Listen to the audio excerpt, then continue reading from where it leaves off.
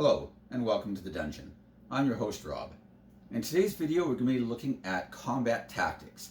I had a subscriber recently ask me for some advice on especially high-level combat tactics, dealing with like beholders and ancient dragons and those kind of things. But personally, I just thought this was a great idea for a video, and I figured I'd just cover a wide range of tactics. And some of this will be pretty basic, some of it might seem really obvious. But hopefully there's a lot of good stuff in here too. We'll deal with a lot of high-level spells and whatnot as well. And hopefully there'll be something here for everyone. I'm going to give numerous examples. I've got a lot to cover, so it's probably going to be a fairly long video. I apologize in advance. It's going to be like a throwback to my old like 45 and 50-minute videos. Well, hopefully not, but we'll see what happens. So let's just jump right into it. Number one, the most important thing is teamwork and communicating with the rest of the people at your table. And I know that seems really cliched and obvious, but it is amazing to me how often I see this kind of thing just not happen. It's almost like people are playing 4 or 5 individual single-player games, and they just think everybody else is there to watch their character or something. They're not listening to what everybody else does. They're not communicating.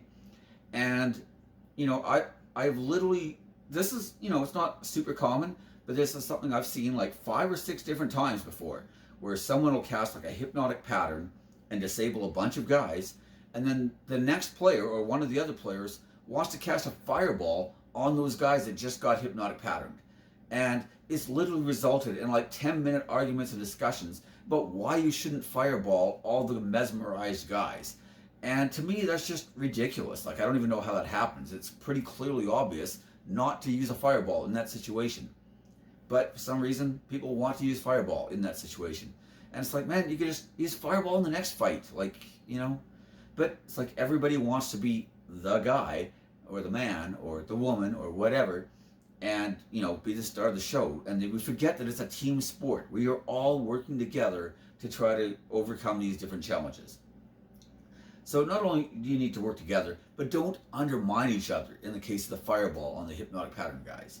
You know, like, it's one thing to just kind of do your own thing, which is, you know, already kind of bad in some ways, but actively like screwing over your other party members, either intentionally or not, is just, it's just really, really bad. And, you know, like if I'm a barbarian, for example, and I just wanted to recklessly attack and keep my rage going and hit somebody for a lot of damage, and then, you know, you like wall of force the guy that I was about to hit, and now I'm on one side of the barrier and he's on the other and I can't get in there. Even if that was a good play, the barbarian player feels kind of bad because he just wasted his rage and he's not doing anything. And he wants to do something too, you know? Like, you're here to work with your allies, not against them. So don't undermine each other and try to work together. And I know some tables, they might allow more working together and or less. You know, some DMs are like, well, you can't communicate unless you have like a Rary's telepathic bond spell in action or something. You know, that's what that spell's there for. You need to have that spell. Other tables just don't care and they just let you talk and whatnot. But you know, at the very least, I want to be listening to what everybody else does. I also want to have an idea of what I'm going to do, right? I have a plan, but that plan could change depending on what my teammates are doing. And so I want to keep that in mind and always be like, hey, if this guy's, you know, I'm going to cast a web spell, but then it turns out somebody else cast a fireball and they like got everybody down to half. It's like, well, maybe I don't need a web spell. Maybe we're just going to pick these guys off now because our melee guys, you know, our fighter and our barbarian are just going to mow through them and it won't even matter now. And that's fine, right? I got my web spell. I'll save it for a different fight. Number 2, use terrain, choke points, whatever else to your advantage. Monsters do this all the time, and it is amazing to me how rarely I see players really take advantage of a lot of this stuff. Like if you describe some big room and there's a bunch of pillars holding up the roof and maybe there's like an altar or whatever, you know, what's stopping your ranger, for example, who's using a bow, from saying, I'm going to, you know, how far away are they? Okay, it's too far, I have disadvantage. If I use my movement, I can get in closer, fire without disadvantage, and then use the rest of my movement, can I get behind one of these pillars and get partial cover? And the DM is like, you know, usually if I'm the dungeon master, I like my players to use these kind of tactics. I often throw some really hard fights at my players, And sometimes I'm like, I don't even know how they're going to win this, but I just trust them to be resourceful enough to figure out a way, you know? And sometimes it goes bad, but usually it doesn't. And my players have come up with some ridiculous ideas on how to like win fights. So use terrain, use choke points, etc. One of the best examples I saw, like in modules and prepared dungeons, you'll see this a lot, where monsters have traps laid for players. One of the best examples of this was from when I was 14 or 15 years old. We were playing an adventure called Expedition to the Barrier Peaks. Now, spoiler alert for a 35-plus-year-old module, but Expedition to the Barrier Peaks is actually a crashed alien spaceship, and there's like lasers and high-tech stuff in it, like crazy, right? Now, our party ended up getting split because half the party betrayed us, stole our stuff, and tried to leave us for dead. Unfortunately for them, fortunately for us, they activated the trap I'm about to describe, all got killed by it, and then me and the rogue were able to get our stuff back and all of their stuff, and we took the cleric's portable hole and took everything. So it ended up working out for the best, but started out in bad circumstances. But anyways, there was this hallway trap. So basically the party was coming up this hallway, they get to like an L intersection, and they didn't notice there was a tripwire. So they come around this corner, and a mind flayer had set up this laser cannon, like turret, and it started firing at the party from this hallway. But then meanwhile, the mind flayer is hiding behind a secret door on this powder passage. So he comes out behind the party and starts killing them from behind, while the laser cannon is firing in this hallway, and he's in this hallway fighting them and not getting hit by the laser. And they can't really retreat because now they got this mind flare like ripping their skulls open and eating their brains, and they've got the laser cannon from the front. It decimated them.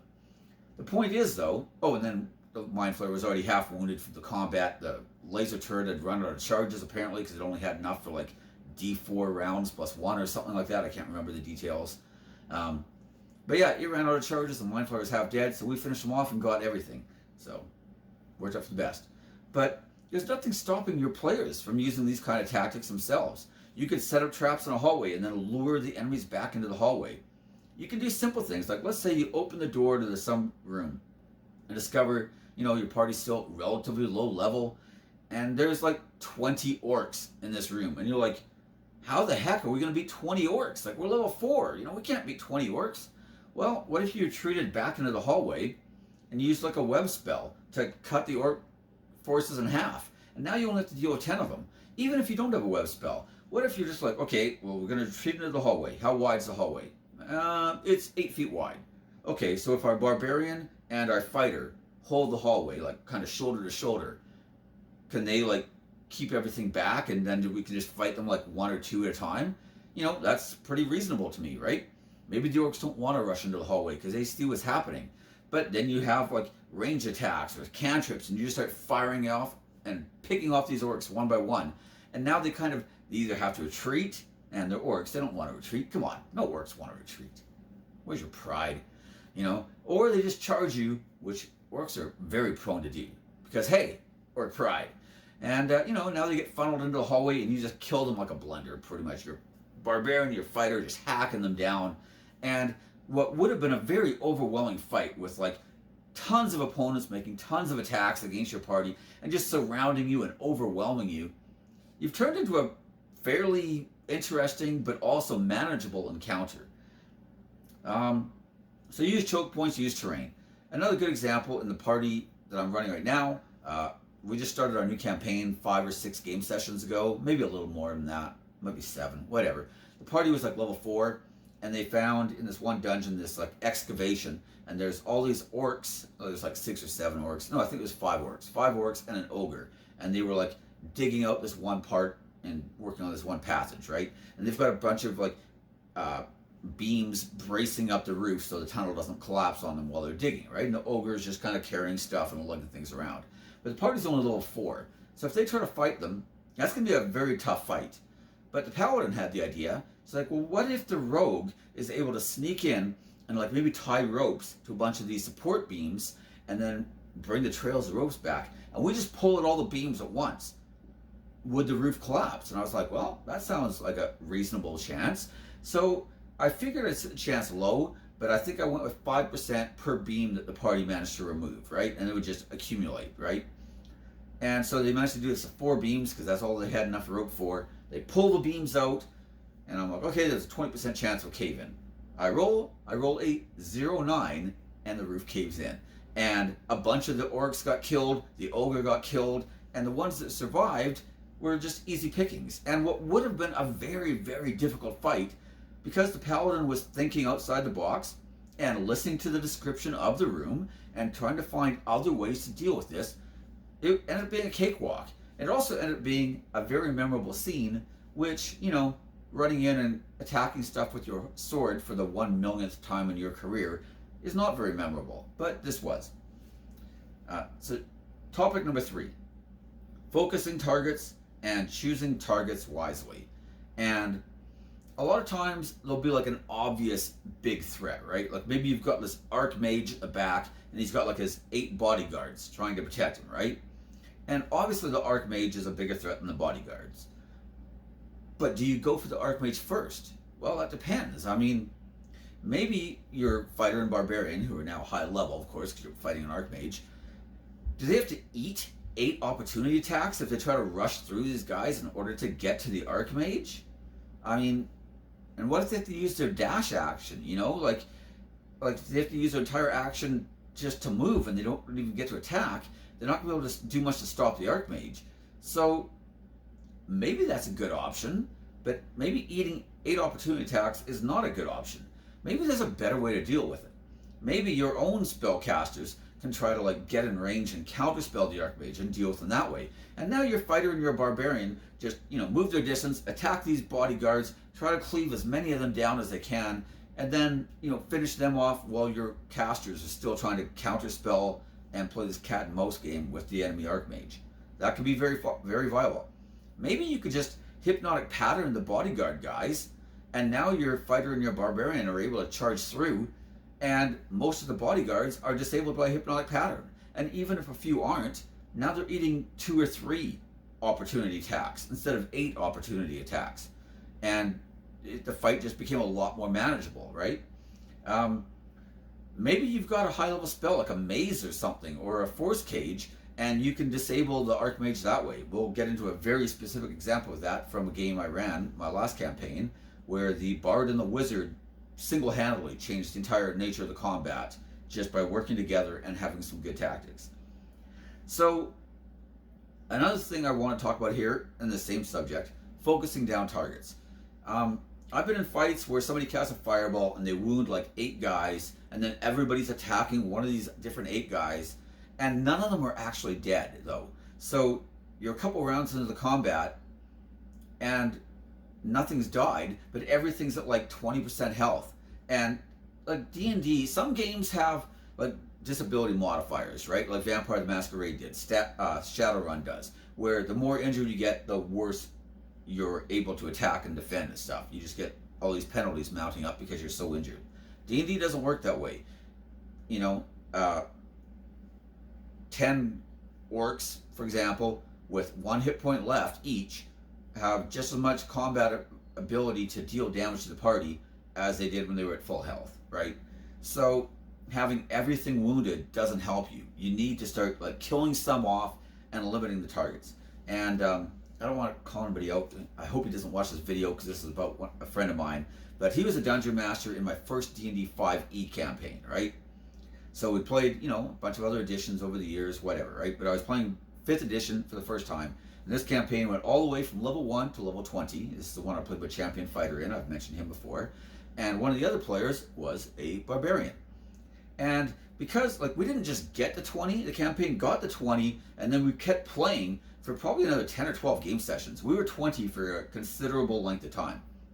And in order to make things still challenging for us, the DM would have us fighting, like even trash mobs type stuff would have often 150 or 200 hit points, because our party just did so much melee damage at this point, right? So in order to make things challenging, the monster hit points were like really inflated. That's one way to deal with it. I won't give my opinion on it, but that's okay. So anyways, a lot of times we just want to like focus down one guy, and you know, like we had casters and stuff who would hopefully be dealing with, you know, the enemy big threat kind of stuff. But if we had like 20, bodyguard type guys and they all had 200 hit points, you can't just leave those guys up forever either, So if our mage for some reason would always want to deal with the enemy mage and he'd never want to like CC stuff, but whatever, or he'd just want to blast stuff and not CC stuff, but different issue. So the two of us though would just try to focus down one guy, and the DM would complain all the time, like, oh, you guys are just stealing each other's kills, or you're competing for kills, or you just want to see who can get the most killing blows, or you're like, the barbarian had wound guy, do like 120 damage to him, and then I'd come in and finish him off in one hit, and he's like, oh, he just stole your kill. It's like, but me and the barbarian, we didn't look at that at all like that. We're just like, no, like, we're trying to get some of these guys down so they can't hit us back, and we're trying to reduce the amount of incoming damage to the party. And also, just, on another note, my barbarian had great weapon mastery, so usually the way things would go, because the barbarian was so fast, he'd have advantage on his initiative checks, he took the alert feat, he had a decent dex, and I'm wearing full plate, so I'm not particularly fast, right? So he'd usually go first, before me, and he'd like lay 100 damage or 120 damage into this guy, and then I'd come in and finish him off. But because I had great weapon mastery, if I get a killing blow or a crit, I can use my bonus action to make another attack. So then I'd attack somebody else, and I'd start on the next guy. And then I wouldn't finish him necessarily, right? So then the next round, the barbarian would finish that guy off, and then he'd start the third guy, and then I'd finish that guy. We'd just keep leapfrogging off each other and try to get these guys down as fast as possible. And for some reason, the DM thought that, that I was bad or selfish, or that we were, trying to compete with each other. And look, that clearly was not the case in our minds, but whatever. In my opinion, that is a completely valid tactic. Finish off one target as fast as possible, and then that target can't attack back. Number 4, action economy is key to victory. And we've kind of hinted at that already with some of these other topics, but as a general rule, the side with the most number of actions on its turn is going to be the side that wins. And this is really problematic for parties when you start facing things with legendary actions, because not only does it have a lot of its own attacks, but now it has things it can do on your turn too. So this really can stack the odds on the other side's favor, especially if especially if you're not fighting one powerful guy. Like maybe you're fighting a lich and he's got legendary actions, but he also has a bunch of like summoned skeleton zombie type minions, and maybe he's got like a mummy priest with him or whatever, right? Like his consort is this mummy priestess, and she has like clerical spells that she can cast. And now, like, you've got a bunch of actions on the other side, you've got legendary actions on the other side, you've got legendary saving throws that you might have to deal with, and this could be a really, really tough fight. And so like I say, the side with the most actions will usually win. And that's not always 100% true. Like if your party's all level 20 and you're fighting 1,000 goblins, and your wizard can just drop a meteor swarm on them and kill all 1,000 goblins with one action, then, you win, right? But most level 20 parties aren't fighting goblins still, you know what I'm saying? Maybe it's a specific thing, you have to fight this army, and now the army's here, and you're able to drop a meteor swarm. That kind of stuff happens, But as a general rule, probably not so much. But this is one reason why summoning spells can be so powerful and so effective. Because you summon up a bunch of like woodland beings, and all of a sudden your side has so many extra actions on it. And this can really swing combat in your party's favor. So I really like summon spells in general. I've talked about a lot of wizard spells so far, like web, like things like fog cloud, which can like, I should have mentioned that for using cover as well. Fog cloud is an amazing level 1 spell to just create cover anytime you want. You gotta like run through this gauntlet of enemies that are all firing arrows at you in order to get to the big boss. And maybe throw it on fog cloud and move with the cloud. And even if you're exposed to more attacks, they all have disadvantage now because they can't see you. So, that kind of stuff can help a lot, right? But I want to give a little shout out here to some of the better cleric spells for summons, which are Planar Ally and Conjure Celestial. And I have a video talking about cleric spells. I go into quite a bit of detail on both these spells, so I'm not going to reiterate it all here. But since this video is dealing in part with high-level combat tactics, Planar Ally is one of the most powerful summoning spells in the game, bar none. Now, it can have a hefty cost. You might have to donate a lot of money to a church. You might have to do some sort of quest or something for this entity. But if you summon like a Planetar or a Solar, I mean, that is a level of power that is just unavailable from, a conjure woodland beings or conjure animals type spell. And I'm not ripping on those spells either. Those spells are amazing. But this is just a whole different level of awesome. And yeah, maybe there's a steep cost. Maybe you don't want to do it a lot. But if you're really worried, like, hey, we gotta fight this like ancient dragon at the end of this dungeon, and that could be rough. Well, maybe summon up some sort of powerful ally to help you through the entire dungeon and kill this like ancient evil or whatever else. So summons in general are really strong, and there's a few in particular that are really good. And I've mentioned this in summoning videos, but I'll just really reiterate it briefly. If you have the option between a lot of weak creatures or a couple of kind of weak creatures, like say summon woodland beings or conjure woodland beings, Sony is a great example, where you can have a bunch of CR 1/4s or 1/2s or CR 1s. Usually more creatures is going to be better because just more actions, right? Topic number 5. Also in the subject number 4 is increasing the amount of actions your characters can have. This is a very easy thing to do on a personal level, right?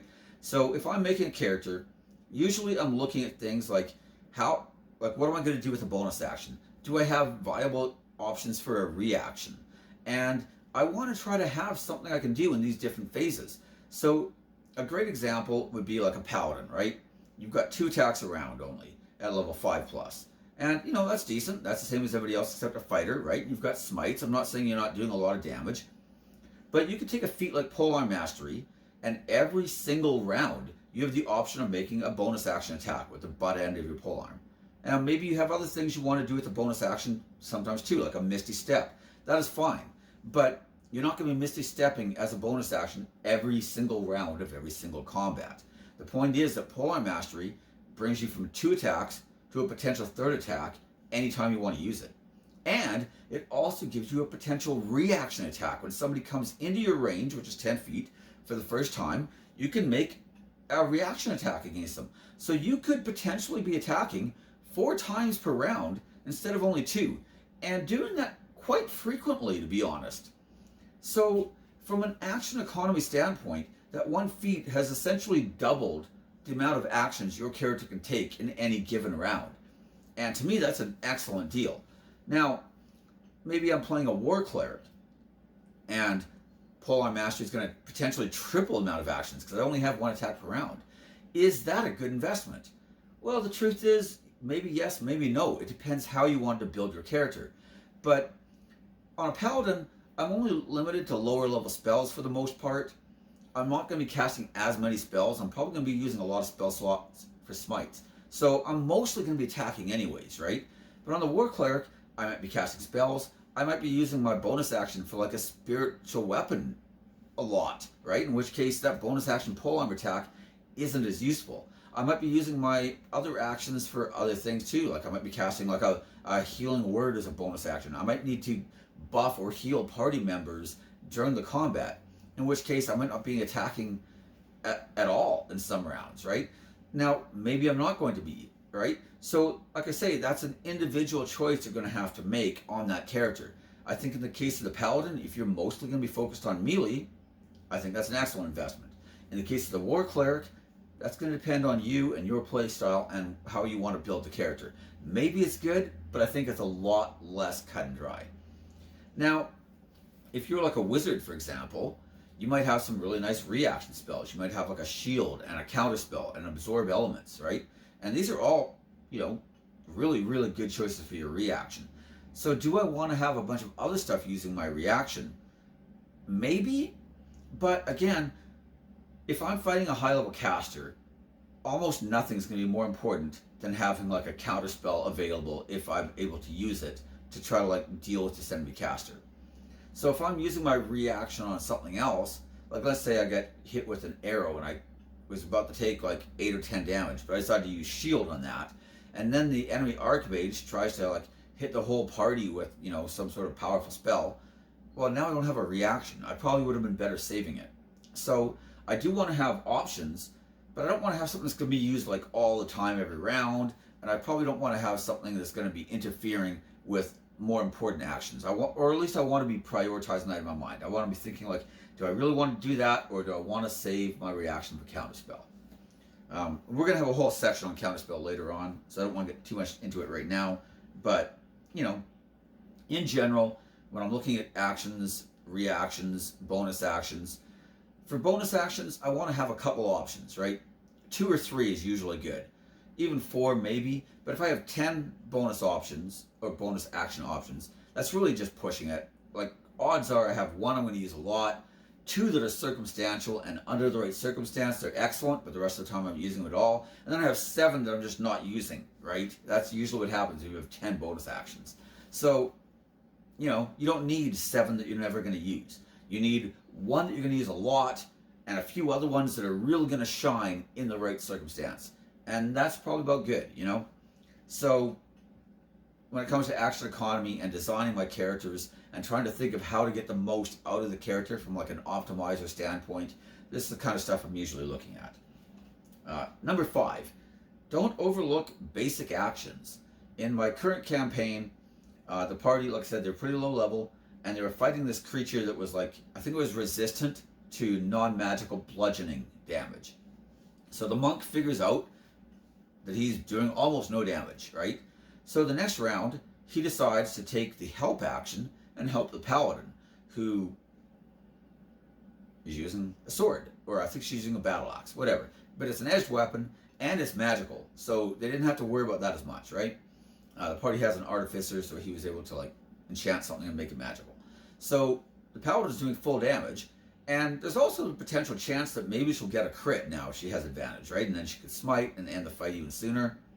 So rather than doing almost no damage, he decides he's going to help the paladin and give her advantage. Now, she didn't get a crit, but she did hit and ended up doing, you know, a bunch of damage, right? And there's nothing wrong with doing that kind of stuff. A lot of times you have attack actions that might be just really inefficient, or like you've only got, you know, 1 damage type of cantrip, and now you're fighting something that's immune to that damage type. And instead of being like, oh, well, now my character's useless, you can take the help action. You can take the dodge action. That same monk player in one of the fights was really low on health, and the paladin had already used lay hands, and the fight was kind of, you know, could have gone either way. And so he's like kind of surrounded by a bunch of melee guys because he's really fast, and he kind of charged in and kind of overextended himself. So realizing this, he decides he's just going to take the dodge action. And because he has a decent armor class, I think he got hit once out of like 6 or 8 attacks. And, you know, he was still up. He probably would have gone down if he'd gotten hit a second time.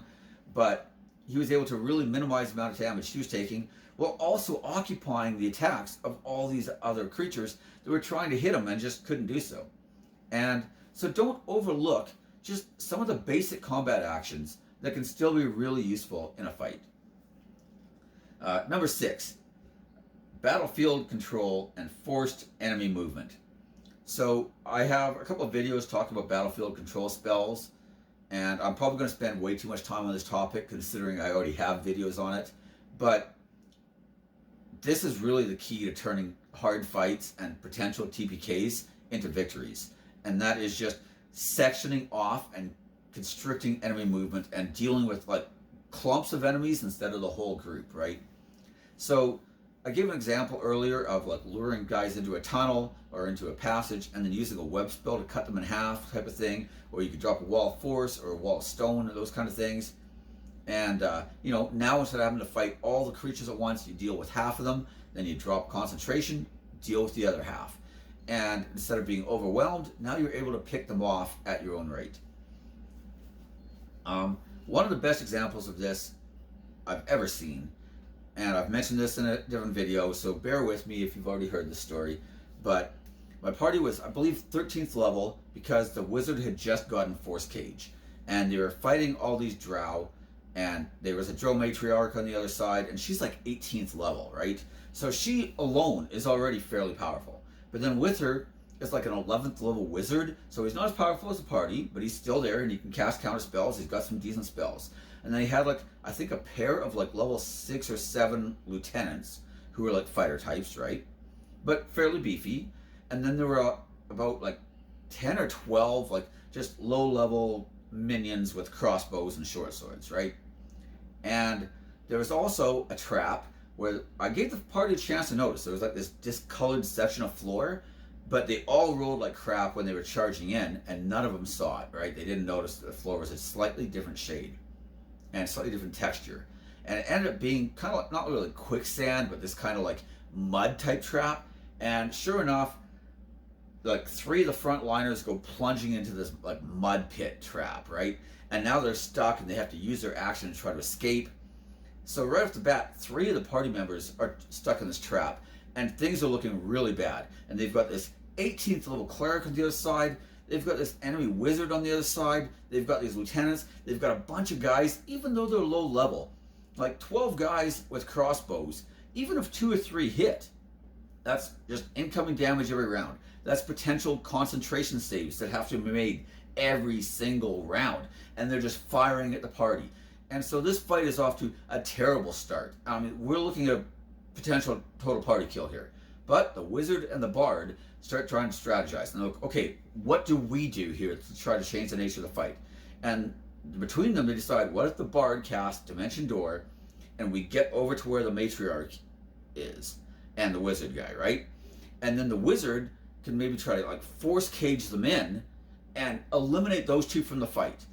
And now the 2 highest level, most dangerous combatants on the other side are locked in this force cage, and they're removed. And there's no saving throw. There's no nothing, right? So that's what they decide to do. And they're like, yeah, we might have to eat a lot of attacks next round, but you know, I have another 4th level spell slot. I can Dimension Door us back out again. We just have to make it 1 round. And better yet, we might take some of the attention from all the trapped guys. So maybe we get over there, we lock these guys out, they focus their attacks on us, some of them use movement to try to ride over towards us, and then we just Dimension Door back again. And now we've like split the enemies up kind of. And this tactic ended up working great. So now you got guys trapped in the force cage. So the matriarch tries to cast a plane shift and try to get out. And she has to make a charisma saving throw to do so. And she has really high charisma, it's like 18 or 19. But she rolls a 1. And now she's used her plane shift spell, and she's still stuck in the force cage. So the next round, she does the same thing again, and she succeeds. So now she's gone, and takes the wizard with her, right? So now those 2 are gone, but they're not back until the next round. So round 4, the Drow Elf Matriarch and the wizard are finally back in the fight, no longer trapped in the force cage, but she's expended both of her 7th level spell slots, and I think she ended up using an 8th level spell slot as well. I can't remember for sure. But she's already exhausted a bunch of high level spell slots, and by the time they get back, the melee guys are all out of the pit trap, and the wizard has managed to use, like, because force cage doesn't require concentration, he's managed to use a wall of force on some of these guys with crossbows, and now they only have to deal with like half of them. And you know, they're able to like start killing all these guys off and dealing with the lieutenant guys. And by the time the matriarch and the wizard guy get back, there's like 3 of her other minions alive, and nobody's trapped anymore, and they're just able to focus her down. Every spell she tries to cast, the wizard has Counterspell, the bard has Counterspell, and between the 2 of them, even with this enemy wizard trying to counterspell their stuff, they're able to shut her down. They kill the wizard, and then they kill her, and she's the last thing that dies. And you know, what started out as a terrible, terrible encounter, things couldn't have gotten any worse in that opening round. But the wizard and the bard, by using some clever tactics and some great teamwork, and just realizing like, okay, I want to force cage them. Oh, we don't have the range. How are we going to do it? Well, wait, I have Dimension Door. I can take you with me, and then we'll be in range, and then we can force cage them, and then we'll just evac back out again the same way next round. And by doing this, they turned what should have been a TPK at that point into a victory, and a fairly memorable, but also like really, you know, fairly, I'm not gonna say easy because it was still a tough fight, but you know, they totally turned the tides of battle with just some clever tactics and some good crowd control on the right targets. And you know, this kind of stuff is easy to do. Like, you can fight, like, say, like a dragon, for example, and it's in its den. And if you like manage, you know, if the dragon's not too big, you might be able to force cage the dragon in, and then just shoot it through the bars with spells and arrows and stuff, and kind of spread out so it can only hit 1 or 2 guys with breath weapons or whatever, right? And, this should have been a tough fight, but because you got the drop on it and it's not like flying in midair, boom, done. Maybe you have to do a few rounds of breath weapon attacks, but those breath weapons need to recharge. Maybe you have things like absorb elements anyway, so even if you're like, hey, we might have to eat a couple breath weapon attacks, but I think we can handle it. And you've turned what should have been a tough fight into a pretty easy win, to be honest. So that's enough on battlefield control. Battlefield control spells are excellent. I wanted to talk really quickly about forced enemy movement spells, though, because they can kind of serve the same purpose, right? So I've talked a lot about like Eldritch Blast with Repelling Blast and Grasp of Hadar to move enemies to places they might not want to go to, and to get like more mileage out of, like, let's say you have a Hunger of Hadar spell that your Warlock cast, right? And then they're taking damage and they're blind, so they can't target you with spells. So this enemy caster moves out of the Hunger of Hadar and then tries to hit you with a spell, right? But then on your turn, you're like, you know what? I'm just going to Repelling Blast him back into the Hunger of Hadar. And now not only is he taking Repelling Blast damage, or Eldritch Blast damage, but he's pushed back in, and he's going to have to take damage from Hunger of Hadar again.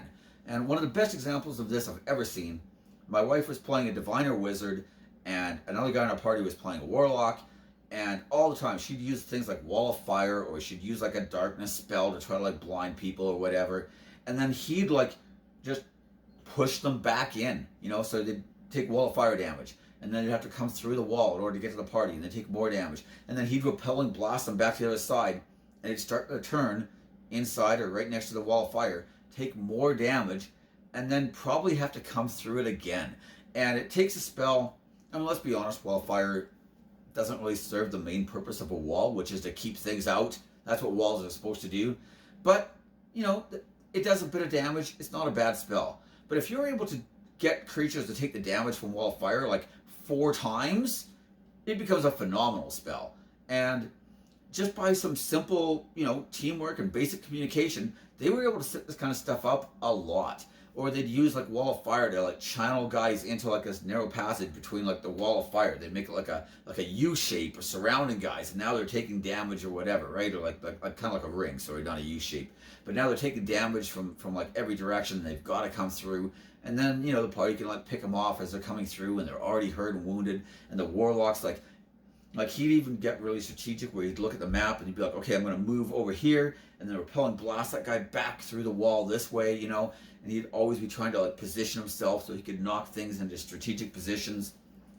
And, that's extremely useful. I want to mention the Scatter spell from Xanathar's Guide to Everything. This spell is amazing, and you can reposition your teammates, but you can also reposition your enemies. And it's basically just picking up all the pieces off a chessboard and then putting them down wherever you want. Like, if you can't get a checkmate with that, there's a problem here. And, I know it's a 6th level spell, but it is an excellent, excellent spell for just controlling where everything is and putting things where you want them to be. And it's a complete game changer, in my opinion. Topic number 7, buffs and debuffs. Now, obviously, we all know that there's a lot of low-level buffs like Aid and Bless, which can really help to, change combat, right? When you're 1st or 2nd level or 3rd level, even Bless is just an absolute god spell. And, Bane's pretty decent as well, but between the two, I prefer Bless because Bane gives the enemy saving throws, and Bless, you don't have to worry about that. Plus, as you kill those enemies with Bane on them, then technically that Bane's becoming less and less useful. But Bless will just last the whole duration on anybody who doesn't get knocked out, assuming you keep concentration. And so it's just useful for that entire encounter. But both are good. But I wanted to give a special shout out to spells like Contingency, Clone, and Simulacrum. And these are kind of like higher level buff spells, or, in case of Simulacrum, it's more like a summons, but it can sort of serve the same purpose. It's something you're going to have to prepare and set up outside of the adventure. Excuse me for a second. But you could use a wish spell at high level and just do it instantly. But Simulacrum, a lot of wizards just use it on themselves, which is fine, by the way. Now you have a half hit point duplicate of yourself with all your spells. And yeah, he can't get his spells back ever. Like, once they're gone, right? He can't rest and get them back. But just doubling the amount of spells you have available, doubling, like he can maintain concentration on a spell, and you can maintain concentration on a spell, you know, and now it's just even more effective. And it's a phenomenal spell that I just don't see used in a lot of campaigns. Some campaigns just abuse the heck out of it. Other ones, they just like, oh, why would I ever use a magical duplicate of myself that can cast Wish? You know, why would I need that? But another great use for it, and often even better, is to simulacrum like enemies. Like maybe you trap something in a force cage, and then you use simulacrum on it, and now you have an enemy that could potentially even have legendary abilities of its own. You know, it could have its own legendary actions even maybe. Maybe use it on a high damage ranged party member that doesn't need a lot of spells, like a ranger or an arcane archer, for example, right? I mean, that last campaign of ours, the guy who was playing a sorcerer eventually switched to an arcane archer, and the amount of damage he was doing was sick.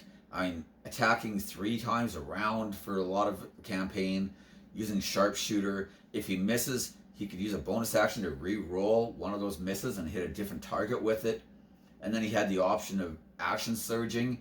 I mean, the damage was absolutely sick. So maybe you have a half hit point duplicate of that guy in your party. And yeah, okay, he's only got half health, but he's not in melee a lot anyways, because he's a ranged fighter, right? And he has action surge. That's coming back whenever he rests. It's not a spell, right? And he doesn't have a magic bow, but maybe he does. Maybe your arcane archer gets a new bow, and he's like, oh, I've got this oath bow, so I don't need my +1 bow anymore. Let's just sell it. And you're like, or you could give it to your clone guy. It's like, no, let's just sell it. I really need the 200 gold at this stage in my career, you know, even though I'm level 18. No, give it to the clone thing, you know. Clone itself is a great spell. Like, yeah, okay, the clone's inert until you die, but it's great protection against a total party kill, right? So at high levels, a lot of times you do fight some really powerful things, and just if you have a bad run of luck with dice, it can go really south really fast. And I know that, like, I don't know if I mentioned that in this video or not, darn it, but my last campaign, we had the barbarian, and of course he's like recklessly attacking, right? So he's got advantage in all his attacks. So I mean, this should never, ever happen statistically, but it did. He rolled double 1s on his first attack and double 1s on his second attack in the exact same round of combat. I don't even want to calculate the odds on that. It's so small, it should never happen. But it happened. Sometimes this kind of thing just goes that way, right? Maybe you only fail your saving throw if you roll a 1. Sure enough, you roll a 1, you know? It happens. So, you know, having like a bunch of clones of all your party members and having all your backup gear, which you didn't sell because you're high enough to have a clone spell, and you just store it all in your demi-plane with your clones, you know, that kind of stuff can just allow you to come back from this kind of thing, right? And maybe you go look for your revenge. You're like, hey, we're going back to that dungeon to get our stuff back, you know? I mean, sure, I've got a, you know, robe or a staff of power, but I had a staff of the Magi. I mean, come on. How am I supposed to deal with a staff of power only? Contingency is another great one, especially if you use it with a wish spell. It amazes me when people are like, I like wish, but I just don't really ever find a use for it in most fights. It's like, okay, then when you take your long rest for the night and you say, hey, I never used wish, maybe I'll just cast contingency on myself. And if I get reduced to like 20% health or less, it just automatically dimension doors me to a safe spot of my choosing. Or cast like Autoloc's Resilient Sphere. That's one I've seen a lot, right? People use that. And now you just got a force field bubble around yourself to protect you. You know, things along that nature, you can have it set up in advance. And those are very, very powerful buff spells, but rarely used, at least in my personal experience. I use them, but most of the players I see do not use contingency. And a lot of them don't even see the point of it. They're like, oh, I could take that, or I could take Disintegrate. It's like, yeah, I mean, not saying Disintegrate's a bad spell, but, you know, at this level, things have legendary resist. So even if you do hit it with Disintegrate, you can just use a resist, and now it takes no damage. I'd probably rather just make sure I don't die. Topic number 8, Counterspell. if anybody has watched, okay, spoiler alert again, but if anybody watched the season finale of season 1 of Critical Role, the Bard and Vecna, because that's who they were fighting, were basically in this like complete like cat and mouse game with Vecna trying to cast spells and the Bard constantly trying to reposition himself close enough to Vecna to keep counterspelling him over and over again. And to me, everybody else was like doing their own thing, and that was fine. It was very entertaining. But like the Bard really, like Scanlan put on a master class on how to be a defensive spellcaster in that fight. And like, you know, people are always going to find ways of doing damage, right? Somebody in the party, probably everybody in the party can do damage. But if you're fighting high-level spellcasters, then Counterspell is just a complete game changer. And honestly, I feel like Counterspell is too good and breaks the game in a lot of ways. Like my last party, between the Bard with Counterspell, the Wizard with Counterspell, and for a while the guy who was playing the Arcane Archer was a Sorcerer who had Counterspell. And then they had a Paladin in the party who was an Oath of the Ancients Paladin, so everybody's taking half damage from spell damage. Like, casters were a joke. Like, they were, like, crushing liches and stuff. Because, you know, the lich would cast a spell, they'd counterspell it. Maybe the lich decides to use his reaction to counterspell that counterspell, but then somebody else would counterspell that. And the lich still only has one reaction, right? So, if he can't get any spells off, he's not really doing much. I mean, he's got a paralyzing touch. You know, I mean, spell casting is what he does best. And if he can't get those spells off, and I mean, to the point where, like, you know, he'd cast something like a Chain Lightning, and the party's getting low on counter spells, so they can either start upcasting more, which they did a lot on high-level spells, or they'd be like, Chain Lightning, what do you guys think? Counterspell or just take it? And they're like, most of us are in range of the Paladin, let's just take it. And then they'd half of them would all make their saving throw, because of course they all have the Aura of Protection, and then they've all got Aura of Warding. So, you know, some like Arc Lich, Chain Lightnings the entire party, and people are taking like 10 damage, 12 damage, and they're like, okay, well, I'm down to only 180 hit points. Oh, what am I ever going to do now? You know? So, I mean, casters became a real joke. Now, if you're being clever with Counterspell, Counterspell has a range on it. I should have looked it up. It's either like 50 feet or 60 feet. I don't remember for sure. So I've had party members, and to me this is perfectly fine within the rules, right? Where they'll be like 50 feet from the enemy. So they'll use their movement, back up, hit them with the spell so they can't be counterspelled, and then move back up in range again so they can try to counterspell the enemy.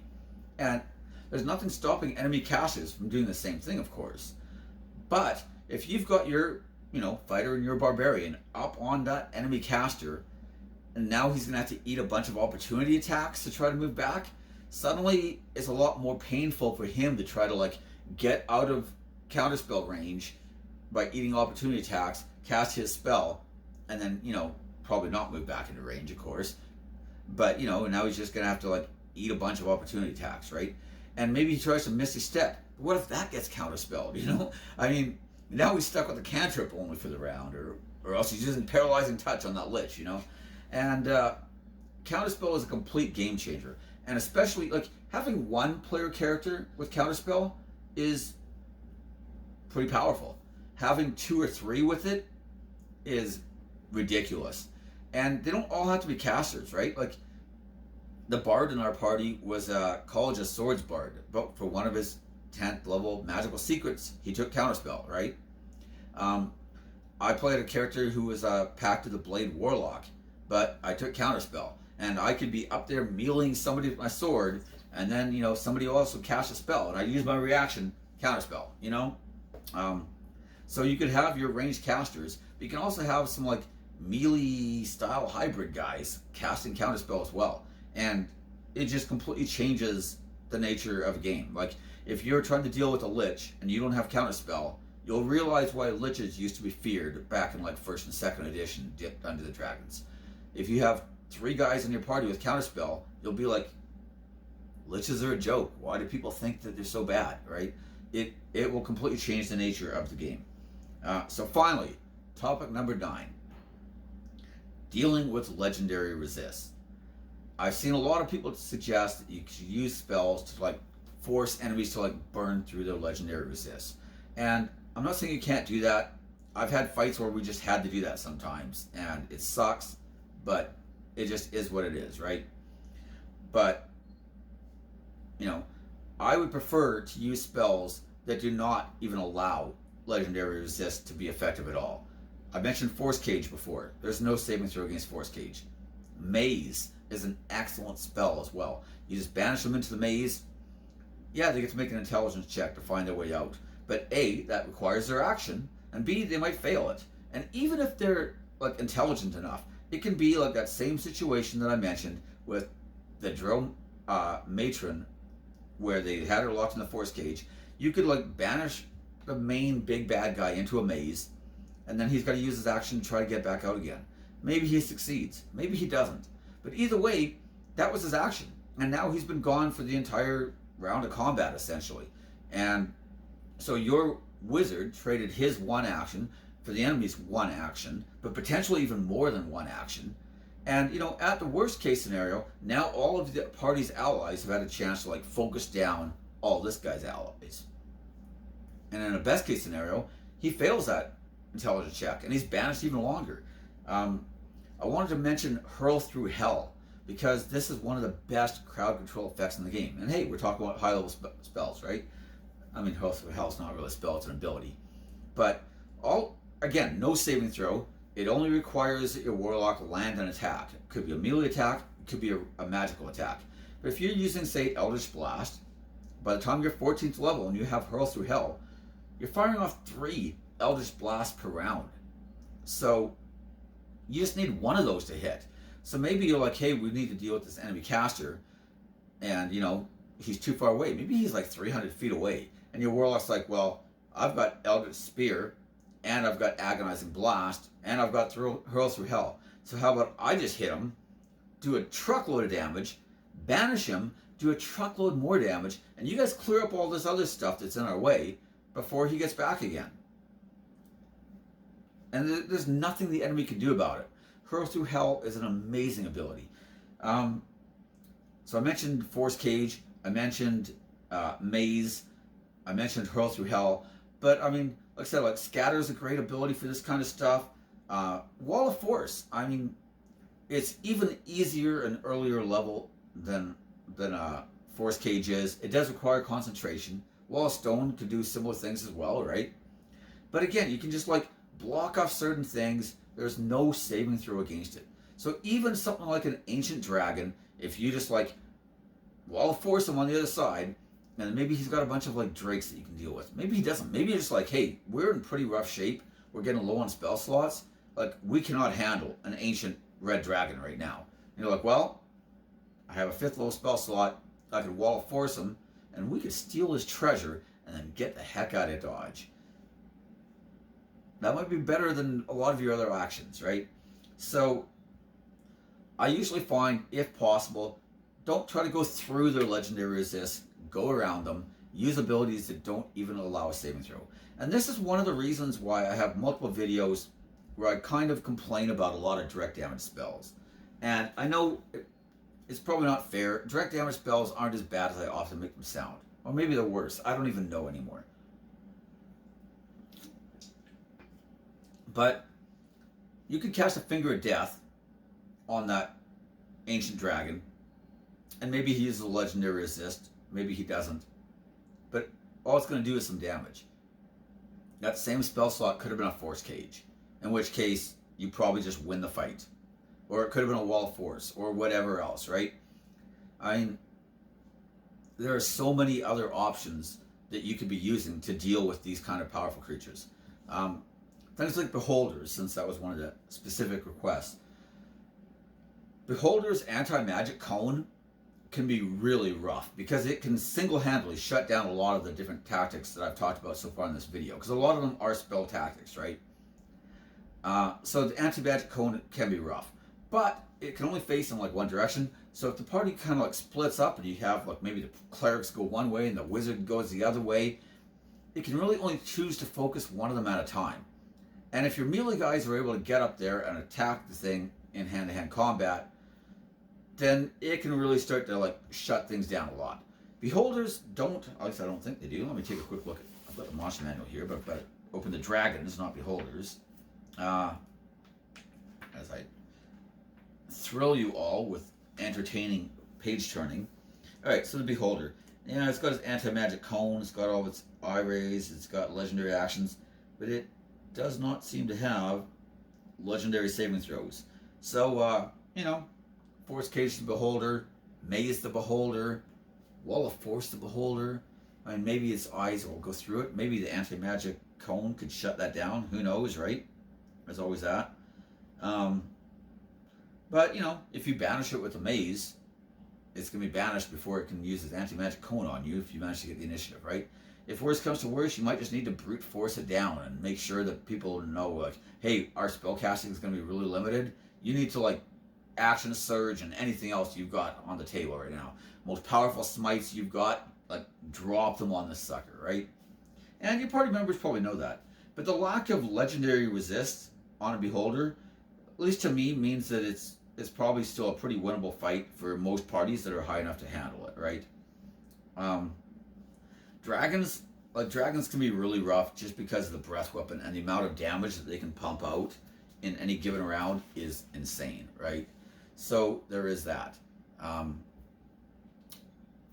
But, again, if you're using clever tactics and you're able to, like, spread out and not give them too many targets with the breath weapon, if you have things like Absorb Elements. Like, Absorb Elements is one of those spells, it's a first level spell, but you're almost never going to use it at first level. But by the time you're, like, 10th level, it's starting to become pretty useful. And if you're, like, 15th or 18th level and you don't have Absorb Elements, like, I'm sorry, that's probably a bad mistake. Like, what other first level spell is still that relevant except for maybe Shield, And even then, I'm starting to think that Absorb Elements at that point is just a better spell, right? At that level range. Oh, I should have mentioned that too. Some spells are really good at certain level ranges, right? So Polymorph is a great example of this. Polymorph is one of the best 4th level spells in the game. Because not only can you debuff an enemy and, turn it into a snail, and throw that snail into a volcano or whatever else you want to do with it, right?